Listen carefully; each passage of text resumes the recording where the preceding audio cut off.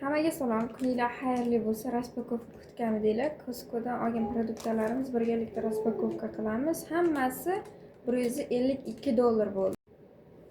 Bizda birinchi produkt shunaqa organik bodringlar, uzunligini qaranglar bularni. Organik degani bu hech qanaqangi dori vositalarsiz o'stirilgan bodringlar. Bularning narxi $6 dan. Sabzilar oldik. Shunaqa ingichka bo'ladi. Amerikada sabzilar O'zbekistonga o'xshagan katta emas. Amerikada sariq sabzi yo'q. Shu turishi sabzini $5 $5 tushdi. Shunaqa bulg'or qalampirlar oldim. Agar oldingi rilslarimni ko'rgan bo'lsanglar, har doim mini bulg'or qalampirlar olardim. Ular ichida doni bo'lmaydi. Buni ichida doni bor. Svejiy ekan, hali $5.69. Shu turishi 6 donagina. Keyin shunaqa ismaloq oldim. Amerikada ismaloq shunaqa upakovkada bo'ladi. Ismaloqda shu turishi $4.89 ga tushdi. Organik bu ham hech qanaqangi dori vositalarsiz o'stirilgan. Shunaqa pomidorlar oldim. Qaranglar bularni. Oldin shunaqa kichkina pomidorchalar, cheri pomidor olardim. U уже bo'ldi. Juda ham kichkina chiqaryapti hozir. Mana normalli. Bu shu turishi $7.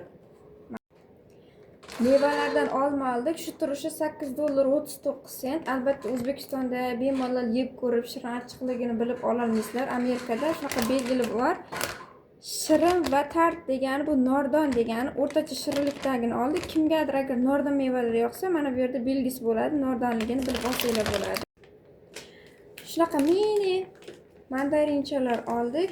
Shu upakovkali mandarin bizga $4 ga tushdi.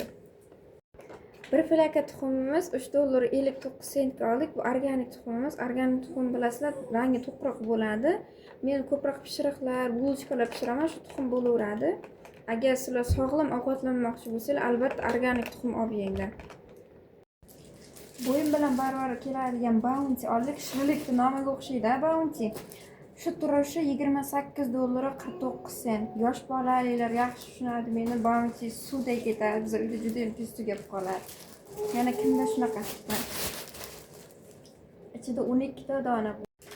Bizda shunaqa oxirgi produktlar sweet onions 2 qop oldik. Bir qopi $5, bunisi ham $5, ikkalasi $10 ga tushdi. Keyingi va eng oxirgi produktlarimiz shunaqa kartoshkalar. Biz har doim 2 qop kartoshka olib kelamiz. $6 dan $12 narxi. Shunaqa bulg'or qalampir ham oldik. Mini buni ichida doni bo'lmaydi aytganimdek. Detskiy kiyimchalar, naskilar hammasi $148 bo'ldi. Taksi bilan $150 ga tushdi.